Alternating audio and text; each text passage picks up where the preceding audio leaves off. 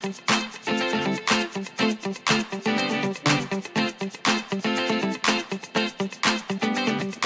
जुड़ा हुआ आदमी है, हमारी परेशानियों को समझेगा।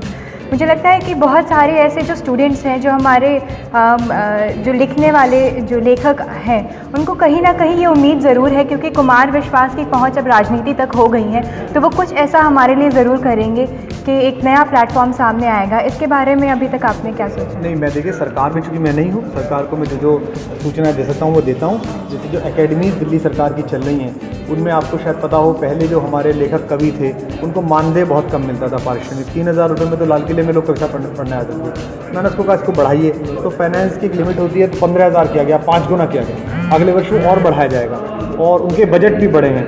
दूसरा, एकेडमीज़ में पॉलिटिकल हस्तक्षेप बंद कर दिया। जैसे पहले कांग्रेस की सरकार होती थी तो ये होता था कि कोई भी जो प्रो राइटिस्ट है वो स्टेज पे ना आ जाए। फिर जब राइटिस्ट लॉबी की सरकार आती तो होता था प्रो सेंटर टू लेफ्ट है वो स्टेज पे ना आए।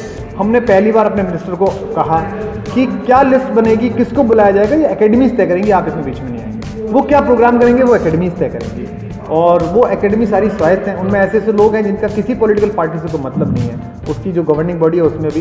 तो साहित्य, कला और संस्कृति और शिक्षा ये ऐसी चीज़ें हैं जिनमें आपका प्रबंधन चाहिए, दे नीड मैनेजमेंट, नियंत्रण नहीं चाहिए, एडमिनिस्ट्रेशन नहीं चाहिए। पॉलिटिकल क्लास उसको एडमिन करने की कोशिश करती है, वो बताए कि लिटरेचर में कौन आएगा, वो बताए कि इसमें कौन बोलेगा, ये सब नहीं होना चाहिए। जैसे आज दिल्ली लिटरेचर फेस्टिवल में मैं देख रहा हूँ कि इंटॉलरेंस पे जो बहस हो रही है उसमें 4-5 पक्ष हैं। उसमें सबा नकवी भी हैं जो बीच में खड़ी हुई हैं, दोनों तरफ हैं, सोच रही हैं। उसमें हार्डलाइनर तस्लीमा जी भी हैं जिनकी पॉलिटिकल मजबूरी है कि वो इस तरह की बातें भी कहें कि उनको एक बड़ी राइट विंग जो है सपोर्ट करे, क्योंकि वो अपने देश से उनका तिरस्कार हो चुका है, वो भारत में निर्वासन में है। उसमें सुधींद्र कुलकर्णी भी हैं जो वन टाइम हार्ड को राइटिस्ट रहे हैं लेकिन आजकल राइटिस्ट के फैनेटिज्म से परेशान है। उसमें मणिशंकर अय्यर भी हैं जिनको मतलब इस बात से भी आपत्ति है कि सूरज राइट में क्यों निकलता है, उनका बस चले तो पश्चिम में निकलवाना, उसको कांग्रेस को बयान है पास करा के दुनिया की सीट पे पश्चिम में से निकालिए, तो सब लोग मिला दिए हैं। और उनकी खूबसूरत बात है, ये डेमोक्रेसी की खूबसूरती है कि सब साथ मिलकर बात तो करें। अब ये क्या उसने कहा इंटॉलरेंस है जी थोड़ी सी, मेरी पत्नी कह रही थी थोड़ा इंटॉलरेंस है, वो बदमाश है, पाकिस्तान भेज दो, जला दो पोस्टर, क्या बात। मेरे पिताजी कहते हैं यार आजकल तो बहुत ट्रैफिक हो गया है तुम्हारी दिल्ली में, तो मैं क्या कह दूँ, घर से निकल जाओ, मेरी जो सरकार है केजरीवाल ने अच्छा काम करा है, और गाड़ी छीन लो, जाओ पैदल, ऐसे भी हो जाएगा। यार पिताजी हैं भैया, गाली भी दे सकते हैं, डांट भी सकते हैं, तो यही टॉलरेंस है। तो मुझे लगता है कि जो काम दिल्ली में सरकार में या पार्टी में हम कर रहे हैं उससे थोड़ा आगे बढ़ जाएगी, कलाकारों को मिलेगी, साहित्यकारों को। कवियों में आपने एक बहुत ही अलग तरह का देखा जाए तो बहुत अलग तरीके कवि रहे हैं, क्योंकि आप बेस्ट सेलर हैं, लेकिन आपने हमेशा से कहा है कि मैं सबसे ज़्यादा बिकने वाला कवि ज़रूर हुआ होगा, लेकिन सबसे अच्छे कवि कोई और नहीं है। तो मैं ये जानना चाहती हूँ कि ऐसे कौन से कवि हैं जो आप समझते हैं कि आज की जनरेशन को पढ़ना चाहिए? देखो समय चाहिए नहीं पढ़ने को, तो वो सब पढ़ें, कालिदास से लेके पीस से लेके भगवती से लेके ब्राह्मण से लेके सब पढ़ेंगे। लेकिन मेरा कहना यह है कि क्योंकि मैंने उसको पहले वो मार्केट किया, पहले वो उसका ब्रांड बनाया, पहले वो उसको IIT लेके गया, विदेश में लेके गया, ग्लोबली बनाया, जापान में शो करे, अमेरिका में शो करे, वो टफ था, अभी मुश्किल काम था।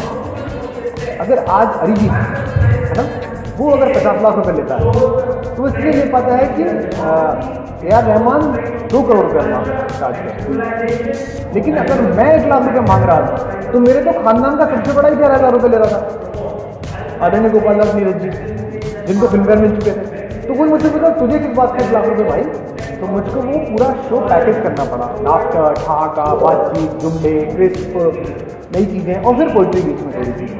तो मैं इसलिए कहता हूँ कि मैं बिका ज़्यादा अच्छा, इससे नहीं कह रहा कि मैंने लिखा ज़्यादा अच्छा, इसका समय तो कल तय होगा। मैं खुद क्यों तय करूँ?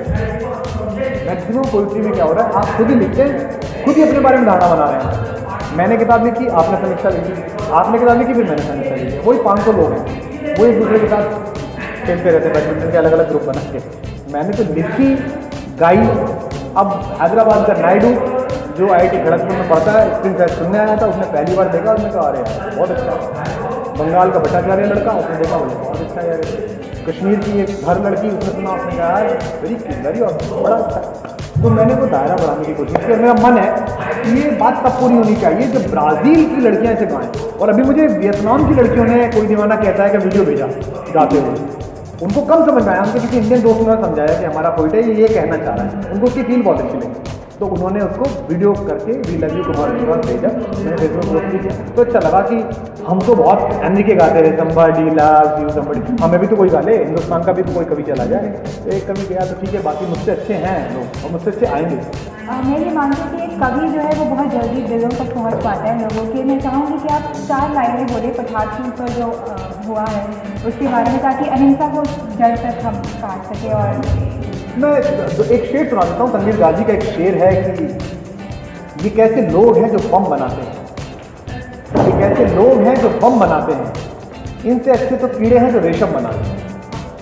जैसे कीड़ा कहते हो वो भी खूबसूरत चीज़ बनाता है, जिससे आपके भगवान की पूजा का छोटा सा पट बनता है, आपकी माँ का शॉल बनता है, आपकी प्रेमिका या पत्नी की साड़ी बनती है, आपकी बेटी का फ्रॉक बनता है, आपके बेटे का जो सेहरा बनता है, वो कीड़े ने बनाया है। और ये इंसान है, ये धर्म फैलाएंगे।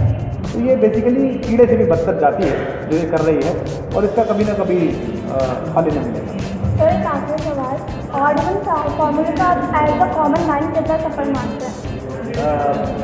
दिल्ली के फेफड़े अच्छे करने के लिए जो कुछ किया जाए वो अच्छा लगता है, क्योंकि मैं उस पार्टी में हूँ जिसकी सरकार है। एज अ कॉमन मैन मुझे भी अच्छा लगता है। अगर आप ट्रैफिक फंस जाओ रात को 8 बजे के बाद, देखिए मैं कितना अच्छा मानता हूँ, ये समझिए कि मैं आज खुद उधार की कार में आया हूँ, क्योंकि मेरी गाड़ियाँ सारी इंजन है और मेरे पास वो ऑड कार थी नहीं, तो मैंने कार पूरी की, मैंने कहा भाई मुझे ले चलिए छोड़ाइए, तो अच्छा है। लेकिन दिल्ली के फेफड़ों के लिए ऑडिबल की जो निंदा कर रहे हैं उनको समझना चाहिए कि दिल्ली सबकी है। प्रधानमंत्री ने झाड़ू लगाई तो हमने भी लगाई ना, क्योंकि प्रधानमंत्री भाजपा कार्यालय साफ नहीं कर रहे थे, देश साफ कर रहे थे, हमने भी लगाई। तो अगर अरविंद ये चाह रहे हैं कि दिल्ली के फेफड़े ले, जो उसकी निंदा कर रहे हैं, मेरा उनसे कहना है शाम को एक बार जाके अपने बेटे के फेफड़े पे कार लगा के सुना बेटा क्या कहना चाहता है। सर अपनी कवि के अंदाज में उनके लिए कुछ कह दीजिए अपने। कहना है ना तेरा है ना मेरा है, ना तेरा है ना मेरा है, ये हिंदुस्तान सबका है। नहीं समझी गई ये बात तो नुकसान सबका है।